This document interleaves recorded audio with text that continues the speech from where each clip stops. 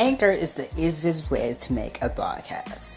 Anchor gives you everything you need in one place for free, which you can use right from your phone or computer.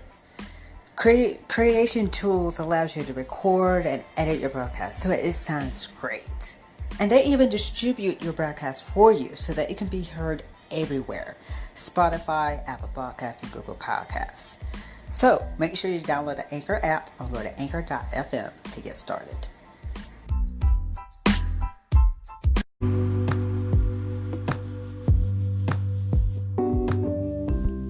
Hello everyone, and here are your news for this week. Join host Andrew FRETT every Friday on our podcast for his show, Let's Fret About Education, where he interviews amazing guests and discusses his own opinions and thoughts about the topics on Future Educators Talk and what's happening around the world. Follow and subscribe to my own podcast, Damian Talks Education, everywhere you stream your podcast at, and make sure you subscribe to the podcast YouTube channel and hit the notification bell so you never miss an episode. New episodes of Future Educators Talk drops on Thursdays, so follow and subscribe wherever you listen to your favorite podcast at. Follow Future Educators Talk on social media: Facebook, Future Educators Talk, Instagram at Future Educators Talk, and on Twitter at Future Ed Talk. So follow our podcast. And follow your host of Future Educators Talk on social media. You can follow me, Damian Anderson, on Instagram at @DamianAnderson and on Twitter at _Damian Anderson. You can follow Andrew FRETT on Instagram at @It'sAndrewFRETT and on Twitter at Darren_Fret. And you can follow KJ Johnson II on Instagram at KJJohnsonII and on Twitter at KJJohnson11 or II. Subscribe to our YouTube channel, Future Educators Talk, and hit the notification bell so you never miss an episode of our video version episodes that we upload. Also, you can now listen to past episodes of our show on our YouTube channel and on all the podcast platforms that we are located at. Now sit back and relax because a new episode of Future Educators Talk is starting now. Welcome to Future Educators Talk with your hosts, Damian Anderson, Andrew FRETT, and KJ Johnson II. Always remember, we are future educators. And welcome to Future Educators Talk. Now, Andrew, KJ, and David, they are not here, but don't you guys worry, they will be back soon. Now, on today's episode, we have a guest. So our first guest, he is an assistant principal in Atlanta. He is an educator, a Black educator. And I cannot wait for you guys to meet this person here. Like I said, he is an educator. He is a Gates Scholar, and he is also a student. So everyone, please welcome on to the podcast, Mr. Christian S.L. Pagett. And I'm hoping I'm saying it correctly. So welcome to the show. Welcome. How are you doing? I'm well. How about yourself? I'm doing great. Now, before we dive right in, why don't you tell everyone about yourself? All right. So my name is Christian Padgett. I'm an assistant principal in Atlanta. This is actually my 9th year in education. Prior to this, I was an instructional coach for mathematics at an elementary school. Before that, I taught STEM in elementary school to all students K-5. And then before that, I taught 3rd grade, 2nd grade, and 4th grade. Right. Here's my question. What inspired you to teach in the first place? What got you into the education field? I would say, honestly, it was just a passion of mine. I will tell everybody I felt like this was truly my calling. I've known this since I was about 4, but I was always told, maybe because I was a boy, maybe because I don't know. But people will tell me at times that you're too bright to be a teacher. And then I got to a point, especially by the time I got about 12 or so, because in your teen years and preteen years, you grow to be very self-conscious. So I was afraid to even tell people that I wanted to be an educator. So I didn't tell people that. And so I actually would tell people other things that I wanted to do. But when it came time for me to apply to college, I was like, okay, I got to make a decision. And actually, I wanted to major in early childhood education at the time, as well as marketing. I wanted to be a double major, but I had to choose. And so it was like, do I go with my passion or do I go with what everybody wants me to do? And so I just had to make that hard choice and just own it. Yeah, got to do what you got to do. So we're still in this pandemic, right? Mm-hmm. So how is it going with you where you are? Are you doing virtual? How's everything working out for you? And are you liking it? And what are your thoughts on all of this happening? So I don't think I will say I am against it. I will say that I am at a point right now where, well, let me start over. We're virtual. We're completely virtual until at least the beginning of the year. And then based on the public health data, that will determine if we will remain virtual or if parents will have options to send their kids to school or stay virtual. I think what this has done is shown us that we have to fix some things. Um, I like it in some ways because it allows for some flexibility and autonomy in certain areas, like actually being able to go into classrooms and being able to multitask and do certain things. But the hardest part about this is, especially in my role, considering I manage operations, is having to redevelop what school is. So that's how I think. That's what I really do think about this. I think it's difficult. I think one of the hardest things that a lot of people are not addressing right now is that schools Yeah, are really picking up for the lack of government response, and so we have become the scapegoat, honestly, for a lot of people. Me personally, I'm not a fan of necessarily having kids back in school right now because it's not even about the students, but I don't know where people necessarily go once their day ends. And unfortunately, I do know where some people go. Like I said, I live in Atlanta, so we have a very high population of people, and also one of the most extreme cases of COVID in terms of the amount of people. So I don't want to put anybody's health at risk, and I think we're jeopardizing that. I feel like to an extent, I understand that schools we've done a lot to help parents and help families, and I get families have to go to work, but we have to address this part as well. Are we your babysitters or are we your educators? And I think that is a thing that we have to also own. yeah, yeah. It's it's tough right now. It really is. It's so tough, especially during this pandemic. Teachers, we all need to be there for our students during this time. We need to check up on them with their mental health because that is the bottom line, right? That is the top priority of every teacher looking out for their students. Um, Now, my next question for you, and I ask everyone this here, if you could do like anything to improve our education system to make it better, what would you possibly do of fixing our education system because it needs working. It really does. So I think to first address that, I would first say you gotta look. It was a book called Switch that I had to read a while ago by the Heath brothers, and in that book it talks about big problems are made with small changes. So Mhm. you can't solve big problems with big changes. People like, for example, let us say, I mean, I'm pretty sure you know this part as well as being a student as well. We, we don't want student loans. Cancel everybody's student loans. That's kind of a big thing. What can we do in incremental parts first? So we're not, just jumping forward really quickly without thinking about all the repercussions. I think for me, one of the things that I will to work on and see is around advocacy for people, helping them to understand policy.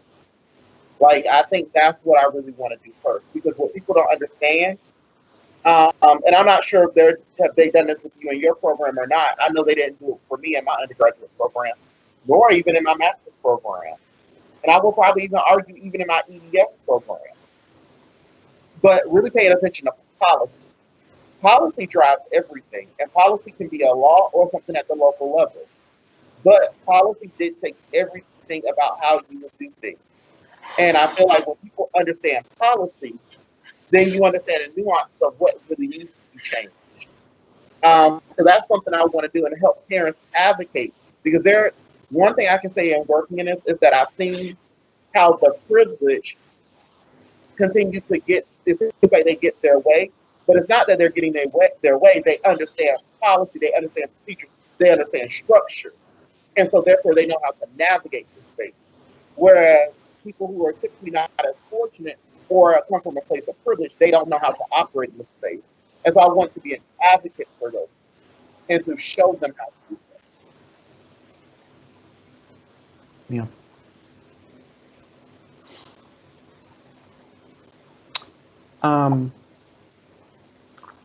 Now this question right here is where you would need to think about here on this.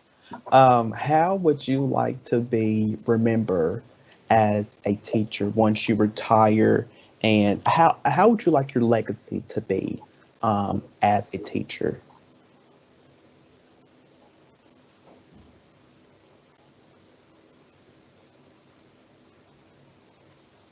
I'm gonna expound on it a little bit, but I'm gonna start off with this. I want to be remembered as the person that helps you to further understand what your purpose is in life and what the overall vision that you have on your life. That is what I want to be known for. Because I feel like when you get those two things in alignment and you understand those two things, you understand how to navigate your path better. There's a lot of people who I feel they don't understand what their vision is. And to me, I might sound a little bit too churchy in this, but I do believe where there's no vision, people perish. And I do believe in when there's unclear vision, you run around in circles because you don't know where you're ultimately trying to get to. There's no big picture there for you. What is your goal? What is the end game? And so I think that's one. And then also looking at purpose. If I can help you understand your purpose or help you further to understand your purpose, that helps you get to your next place as well, because your purpose, I don't know, I heard someone say this before, a thing or a person that does not understand its purpose, abuse is inevitable. You know, when we don't understand the purpose of something, we will misuse it. We don't know how to use it. And so I think if we can get those two things well and help people understand those things, then we will be better. I also want people to understand and really help mold. What I would want to do is be remembered for the person that helped you to better understand the things that you didn't understand, whether that's through core content or not. Yeah. Yep. Now, here's my final question. Well, not my final question for you. What advice would you give to someone who wants to pursue a career in education? What advice would you give to encourage them to work into the field of education, especially like me, Black men? What advice would you give to me and to other Black men? Because we need more Black men in education. We need more of those. So what advice would you give? It's funny that you say that, because I really did think about that question earlier, and I've been talking to some of my friends about this recently. If I knew now what I knew back, but like I said, I entered this 9 years ago, straight out of college. If I knew then what I knew, or if I knew then what I know now, I will say a couple of things. One, if you don't mind me asking, are you an elementary major or a mathematics major or a math education major? Math education, middle school level. Okay. So what I will say is, in the elementary level, because that's what my program focused on, I felt like we focused around a lot of the teaching, a lot of pedagogy, things like that. But the one thing that we never really focused on is that people don't understand that schools are a business at the end of the day. Mm-hmm. They're a nonprofit, but they're a business at the end of the day. If they weren't a business, you wouldn't have an HR team. So understanding the nuances of that you're going into a business, and as much as you want to care about the children and things that like that, understand that there are bigger things at work, and that a lot of times your administrators are your middle management people. It's not that they're trying to do things to you, it's the things that are just there. That's one thing I would definitely say. I will, like I told one of my friends, one of the things I would love to do in a college setting and work with pre-service teachers as well as leaders is help them to understand that the business of school. Nobody ever really teaches you the business of school. People want to teach you pedagogy. They want to teach you those other things. But what people don't understand is you need to go sit in a board meeting. Do you realize these are the people that impact your life? They impact will you get a pay raise. They impact will you get your benefits still the same. They regulate if we're going to purchase these textbooks or these programs that we're going to use in your school. That's one thing I would definitely articulate. One thing I will also say is for anybody that's entering in, especially as a Black male, understand your Black male power, understand your worth, understand, like, to an extent, again, I work in Atlanta, so I'm in a little bit of an anomaly. Like, it's not where I don't feel the 2% in education, like how the stat says.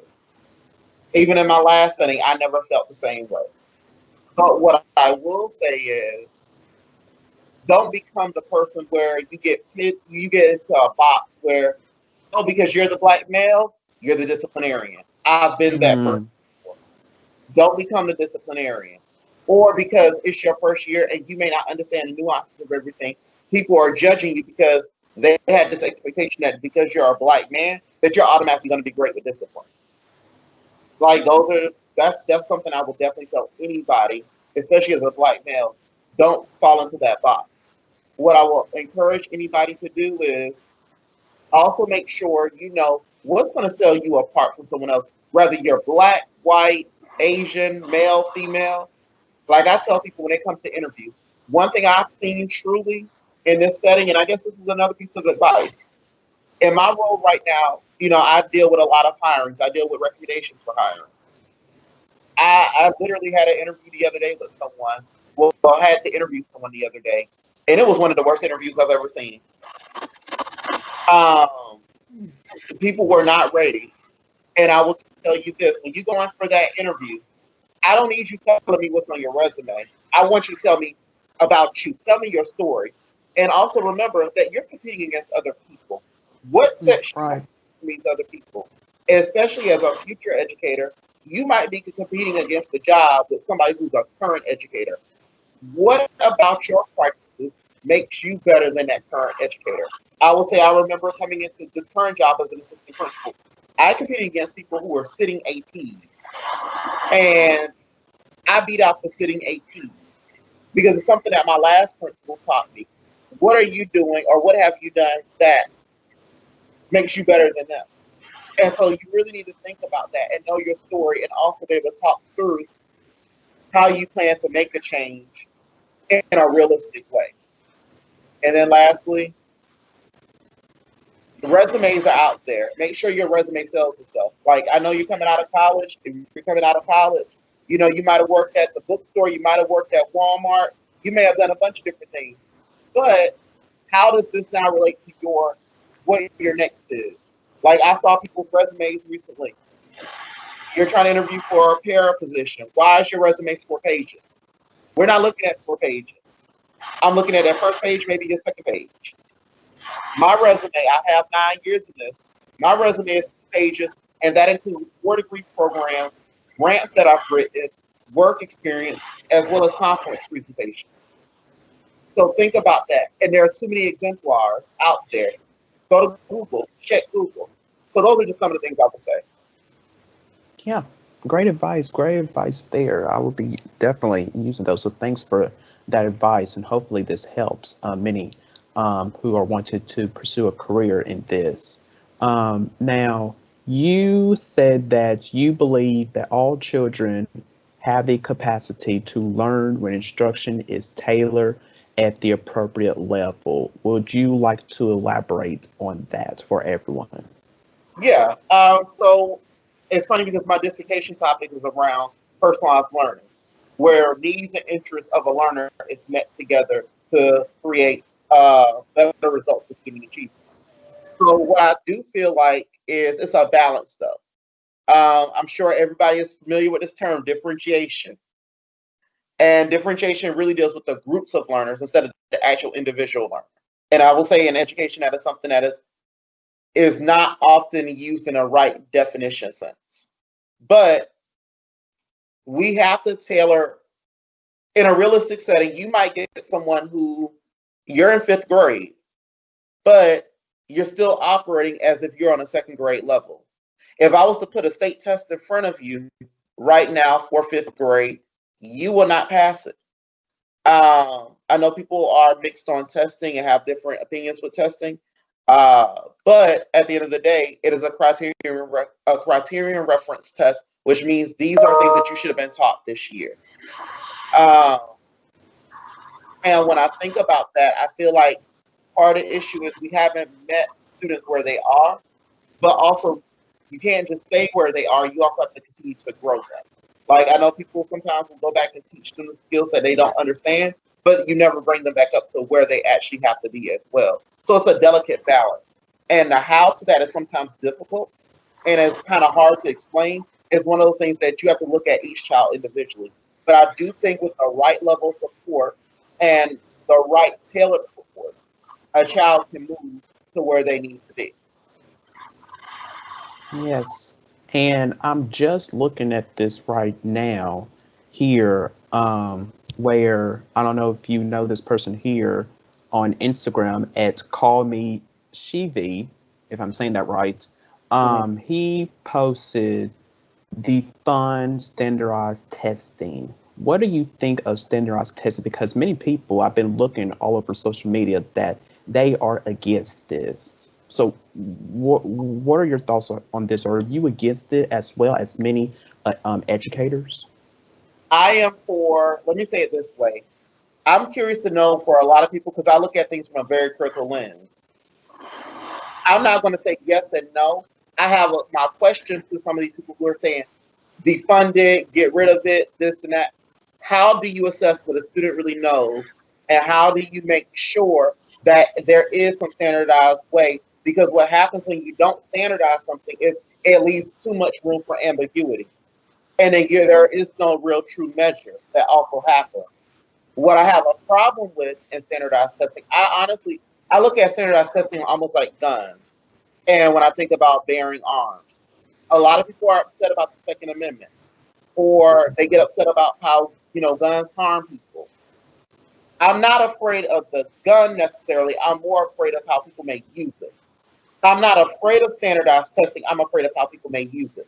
When I think back to when I was in school in first, second, third grade, I don't know if you've had to take this or not, but I had to take ITBS, the Iowa Test of Basic Skills. Iowa Test of Basic Skills is very different because in Georgia we take Georgia milestones. Those two assessments are assessing very different things. Uh, ITBS is a norm reference test. These are things that you may not have been taught already. Those are not a set of standards that you were supposed to learn in the course of the year. Georgia milestones, those are things that you're supposed to learn in this year. And so I feel like it's a more fair playing field. What I don't like is how we use these for accountability measures in terms of school funding. I don't like how we use them in terms of trying to say, oh, well, you didn't do this or you didn't do that. I don't like the way that we use it, but I do think it helps to provide a picture. I think the problem is that historically we have used standardized testing as the end all be all instead of part of the puzzle. Yeah. Now, here's my final question for you Uh-huh. of this here. Mm-hmm. Um, we're black men. Mm-hmm. So what does it mean to you of being a black man in America, where what happened with George Floyd, we saw the killing of that, and Rayshard Brooks, and then we saw Breonna Taylor. All of these killings of police, and I am so sick of this. There needs to be something done to happen. So what does being a black man mean for you in America now? I think what it means is, so I live in Georgia, and like there's a funny TikTok recently that I saw. I love me some TikTok now. That is my outlet because this is really stressful at times. Like teaching is stressful, but leading is even more stressful. Um, TikTok is my outlet, and it was something that I saw that said you have to look at the map, the electoral map of Georgia, like slave running away to find where it's safe at. And so what I will say is, if you're in Atlanta, Atlanta can feel like an anomaly. You know, I like Atlanta because when I go outside, I see somebody that's like me. You know, I'm originally from Savannah, Georgia. Savannah can kind of give you that same feeling a little bit, but it's still a different. Um, I like it here for that reason. I think what I've learned though about this is it makes me realize the problems that we have. It was funny because one of my friends and I we were talking about this the other day. I think the rhetoric of defunding police is has cut people pay attention to buzzwords. And what happens as a result, sometimes we don't pay attention to the meaning behind it. We go with the buzzword. And so I don't think, like, even when I think about the defund the police, not necessarily defund the police, but repurpose the money with the police. How much are we spending on this in terms of professional development and helping people and to get them to their next steps, to help them move beyond this? I feel like, again, like I told you earlier, one thing I've learned through the business of schools, you know, we get mad at the police, but why are we getting mad at the police? I feel like we become reactionary instead of being proactive. Let's look back at the policies and the laws that are in place that we might need to change. You know, at one point in time, and I'm not sure if it's still in play or not, but Georgia had the 7 deadly sins. You got convicted for one of those sins. By the time you got to your second or third strike, I mean, by the time you got to one of those 7 sins, there was no space for you to have immunity or for you to come out and try to get another fair chance. You know, it made it really difficult. So I think it depends on that context as well. I'm not going to lie to you. There are sometimes I know that I still get tensed up when I'm around a cop, especially when I'm in traffic. Um, it was funny because I actually got pulled over on Juneteenth. And I was like, oh Lord, because I didn't realize I was speeding. I was doing, I think, 35 and a 25, so I got pulled over. And I think that's the other thing too. You know, like I tell kids, because I see it also in the schoolhouse. And I'm not trying to make excuses for anyone when I say this, and this might be an unpopular opinion. But like I had to tell some kids before, the world is already going to be against you. Yeah. Because the world is already against you. Don't sit here and do things that you know are also already illegal or that might be wrong. Because the world is already against you. It's already hard enough to fight the things that we know are wrong and we are right on things. Mm-hmm. But then when you're wrong with it too, don't put yourself in a situation where it puts you in that space as well. And I hate to say that until things can become changed to some extent, we got to be careful. I hope that doesn't sound bad. You get no, it doesn't. No, it doesn't. Yes, absolutely, absolutely. Like, I know some people, and I'm about to go a little political with this, but like some people are upset with Joe Biden and the crime bill from the past. I understand people are upset, but I think what people also have to understand is what politics really means. Politics is not about Republicans and Democrats. It truly is about different groups and coalitions coming together to get the needs and interests met of one group. And how can we find compromise?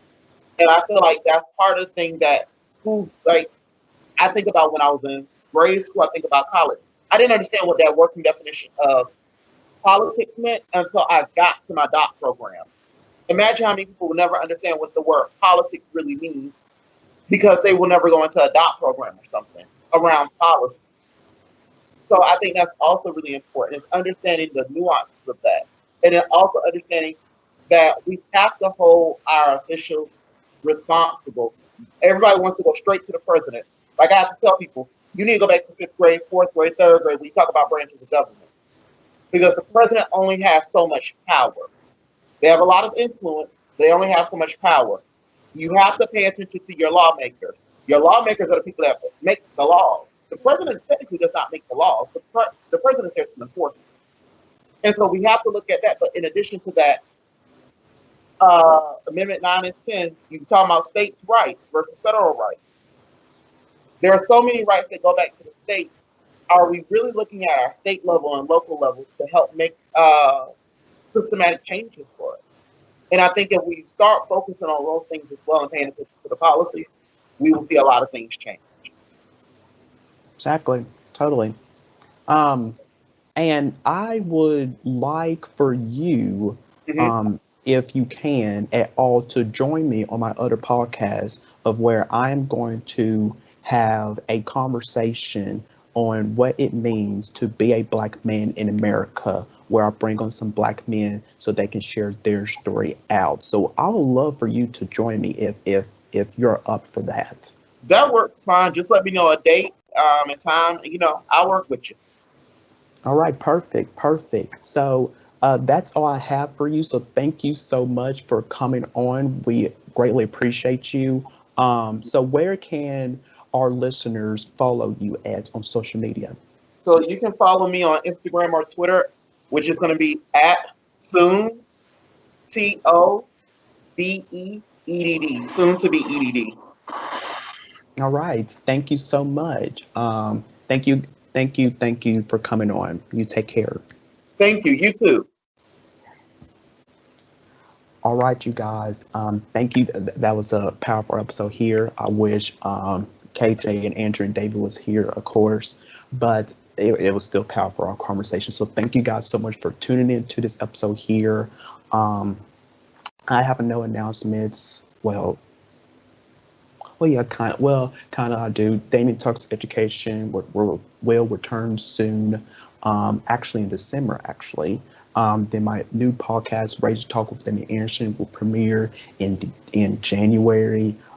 Me and Andrew, we will start back doing our math session next school year in August. Man, I'm doing great. I'm still working. I'm doing a lot of things, you guys. I'm juggling it. I'm a college student. I work. I'm on this podcast and so many more. So I'm juggling out, you guys. I'm juggling it out. I am keeping myself busy, but I'm also taking care of myself. Especially during this time. So thank you guys so much for tuning into this episode. Make sure you guys follow Future Educators Talk on social media. We are available on Facebook, Twitter, and Instagram. The links are in the description down below. Make sure you follow your host of Future Educators Talk. It's down in the description as well. Make sure you guys subscribe to this podcast. We're available everywhere, you guys, on podcast platforms: Google Podcasts, Apple Podcasts, Breaker, TuneIn, Apple Podcasts, Spotify, everywhere, you guys. Just search in Future Educators Talk and bam, there you go. You comment on our social media. You leave a review of our show. You share this podcast out with your friends, and also tell your friends about Future Educators Talk as well, because we have so much success, you guys. Now, everyone, I want you to do the following 3 things, please, because we are still in this pandemic, you guys, and right now, as I am recording this episode, it is getting worse. I don't know, by the time when this episode released, it probably has gotten even more worse, and probably we're on shutdown, perhaps, maybe, I don't know. But as the time I'm recording this, the cases are going right back up and up and up where I am. So you guys, please wear your mask. Please. You practice social distancing, and also you wash your hands. Please do those 3 things, you guys, please, because those can save lives. Please, you guys, please, please. So we will see you guys next time on a new episode of Future Educators Talk. So until then, you guys, take care and be blessed.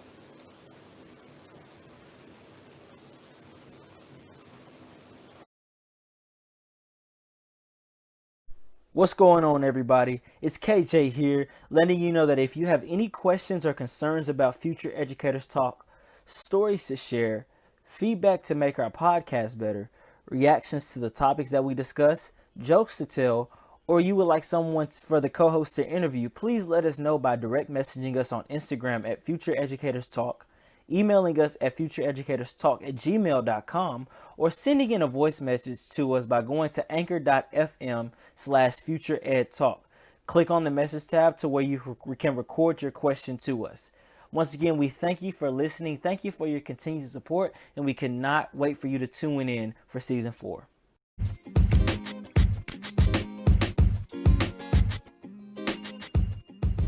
Don't just listen to Future Educators Talk on your smartphone.